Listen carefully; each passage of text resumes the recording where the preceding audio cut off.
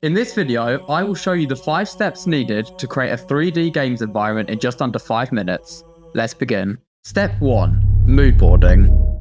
To begin with, think of your theme. This theme can range between anything from nature, sci-fi, horror, military, anything you want. The most important thing is to have a theme in mind. Now, with said theme, go onto Pinterest, enter your theme into the search bar, and find 20 images of things that relate to this theme. Once you have found 20 images, put them all into a mood board software, add notes if you want to, and any other annotation that you so see fit. I personally use Midnight, which is free to use to begin with, and unfortunately this video is not yet sponsored by them, but they are a great tool to use for mood boarding. They give you the first 100 boards free, and you don't even need to get the paid version if you really don't want to. You can just delete and reuse the 100 available pieces. Again, not sponsored. It's just a great tool. Now, with your mood board created, your idea has gone from the mental to the physical. And now we can begin designing the environment based on this theme.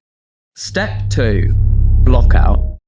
In your chosen engine, begin dragging in the basic shapes that the engine offers you into the general shape that you want your environment to look like. Each basic shape should represent a different asset. For example, in my design, I have used a circle to represent the energy sphere, the cuboids to represent the obelisk, and the plane to represent the ground. To more easily distinguish between your blockout, create a basic material for each of your basic shape, and this will give you a general vision of how you want your environment to be structured.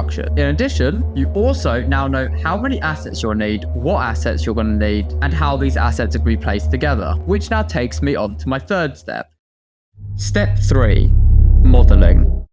Now that you have your blockout, go into Blender or any other 3D modeling software and take a cube or any basic shape and begin extruding, beveling, cutting, and then UV unwrapping it to prepare it for texturing. Your objects do not need to be complex. As you can see, some of my objects were literally just a rectangle. What matters is when you bring it into the engine and how you position it. You do not need to have a lot of skill to do this as long as you understand the 3 general tools: scaling, rotating, and moving. And if you do want to make more complex shapes, then as I said previously, extruding, beveling, and cutting will help you to achieve that. For my objects, I wanted to make 3 assets. One asset would be used to build the surrounding environment, hence the obelisk. The focal point is the energy sphere, and the background and additional parts to the energy sphere are the wires. You could easily get away with modeling only 2 assets depending on the kind of environment you want to make. Once all of your assets have been created and you've unwrapped them, we can now begin the texturing process.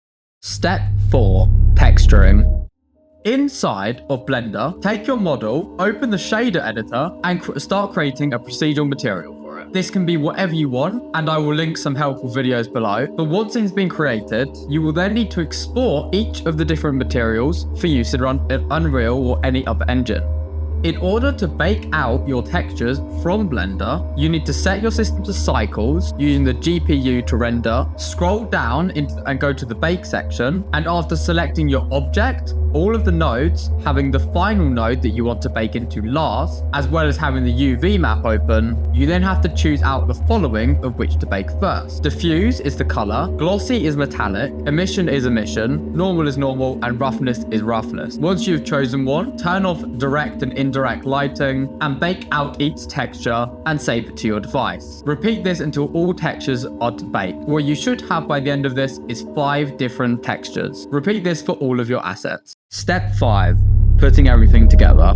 Now, in Engine, import your models and textures, and to begin with, create a material and call it, for example, M_obelisk. Go into that material and drag in the 5 imported textures that you will then connect to their respective node. Repeat this for all of your assets. Now that you have materials for all of your assets, create a blueprint for each of these assets, compile, and it will give you the availability to add a material. Connect the made materials to the static mesh and scale it to a suitable level. Your asset is now ready. Now, with all of your assets, begin placing them around the workspace until you feel they're in suitable places. For example, I have chosen to have 3 layers to my environment. Layer 1 is the focal point, the energy sphere. Layer 2 is the hallway made out of obelisks. And layer 3 is the background filled with energy wires. My intention was to have all of the players focus on the focal point by creating a linear path directly to it. The focal point of your environment should hopefully be visible from anywhere on the map, so the player always knows what they're going towards. So to finish off, here is a cinematic of my sci-fi environment.